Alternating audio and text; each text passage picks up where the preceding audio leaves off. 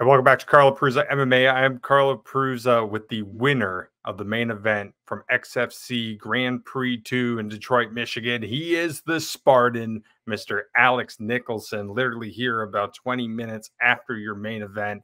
Alex, what a victory. You were able to finish your opponent, Carl Seumanutafa, in the first round. Right off the rip, it looked like he tried to wrestle with you. He was able to take you down briefly. You're doing a good job to feint it. You got up right away. Were you expecting this? Yeah, I mean, nobody wants to stand and train with me. I wasn't expecting him to do it so desperately, but he stuck with it, and he's a tough guy. He tried to get the takedown. He did. He got the takedown. I got popped back up, like you said. You still there? Yeah, I'm here. So after you were able to get back up, after you finally were able to get separation from Carl, you really started the onslaught. I mean, you threw some great strikes. You threw some great elbows. I mean, you were hitting them with basically everything at that point. Walk me through when you were landing those shots. At any point, did you think you were going to drop them before it got called off? With every single shot. When every single shot landed, I couldn't believe he stayed up. People don't understand that those shots. I mean, Chris Barnett is doing amazing in the UFC. I hit him with one elbow, and he looked like he got shot in the face. So Carl is a tough son of a gun. God bless him. You stayed so calm and relaxed. You were very patient in there. Is that a testament of maybe you growing as a person and training with Craig and your whole team? 100%. I mean, me and Craig get in there, we play speed tag, and it's more dangerous than anybody because I'm trying to hit him, he's trying to hit me. He knows my game, I know his game, and it's just strictly hands. And nobody could get in there and throw hands to him. I mean, he's still pretty nice to me. He's going to get back in there and win a world title for him and his family, and it's going to be a lot more effortless than he believes, I think. And it's just train hard, fight easy. We've been saying that before the slogan was the slogan. So even my dad and Craig and me and Mike Perry, we might have invented that shit. People were wearing tap out shirts and American Fighter shirts, and we were saying train hard, fight easy. And then Kenny Florian said it because he heard my dad say it. You know, there's a couple people that meant a lot to you in this fight. One, your a good friend Mike. Second, your friend's son Rhett. Both people that you look up through motivation and you get inspiration from. How big were these two individuals coming into this one? It's amazing, man. Talking to little Rhett and seeing what he's going through is really humbling. Just to wake up with health. You know, my son broke his collarbone and had a little bit of sleep apnea. And I was about to freak out and go fucking John Q on those doctors. And it really upset me. And then I called my buddy Ryan. He said, we just got done with chemotherapy and little Rhett. It makes you want to cry as a grown man, an innocent little boy going through something so rough, but more amazingly having an amazing attitude about it, telling me to go get my job done. So it's one of those things nobody really wants to talk about, but it happens. And then Mike Perry doing his things, always very inspiring. My boy Mike Nummerstadt trained Mike Perry and me, along with my father and Craig when we were younger. And it was the three of them that really were hard on us.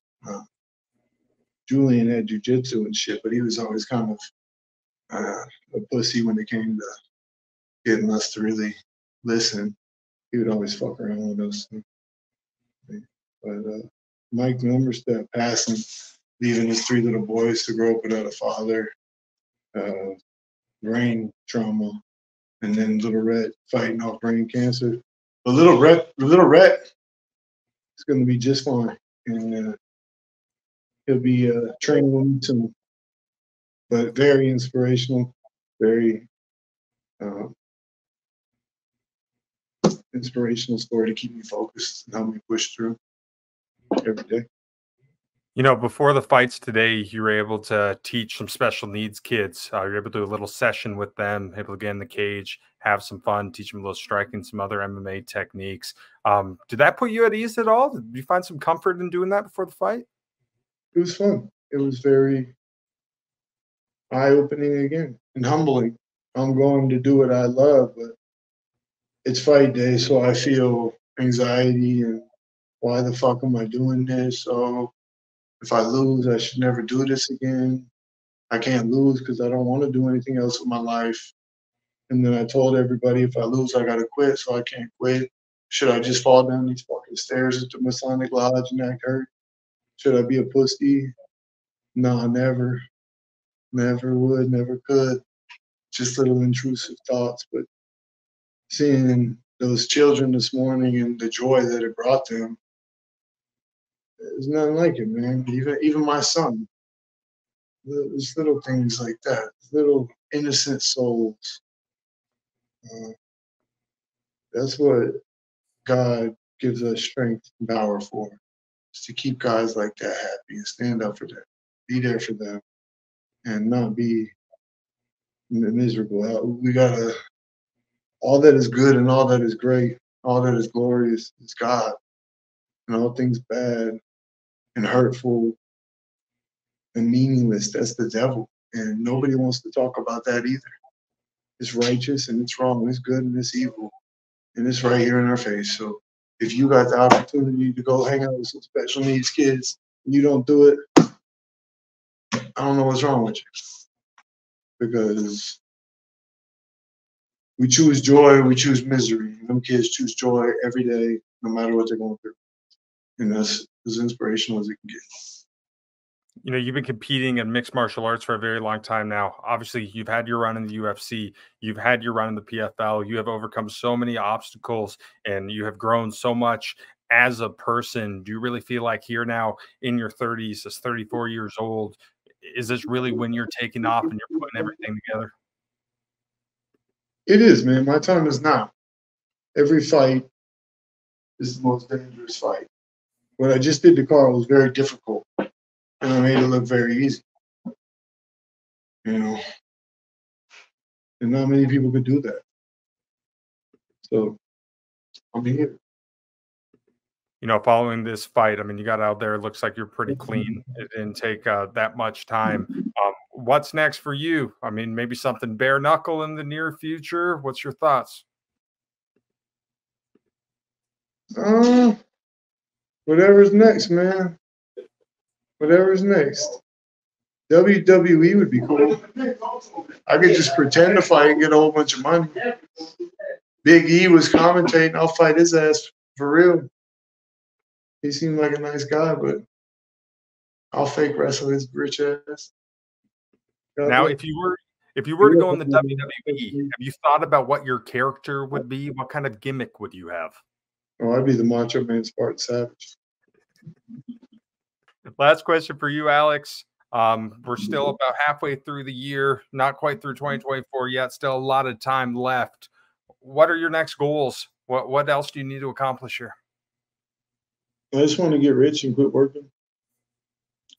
All jokes aside, get a house, which I'll be able to do now. Thank you, XFC. They gave the little girl the cool belt and the bonus, though, which I didn't see their fight, but there's no fucking way she put a beating on the girl. Anyway, God bless them. Good fight, girls. But I need to get a house, pay off my car. Odin's getting his tonsils and adenoids shaved. So got to stay hydrated and keep getting my dick wet. Cash checks. Stay happy. You too, man. All right, well, Alex, thank you for talking to me today, man. You're still in Detroit. Minutes like after your fight. Thank you for your time, bro.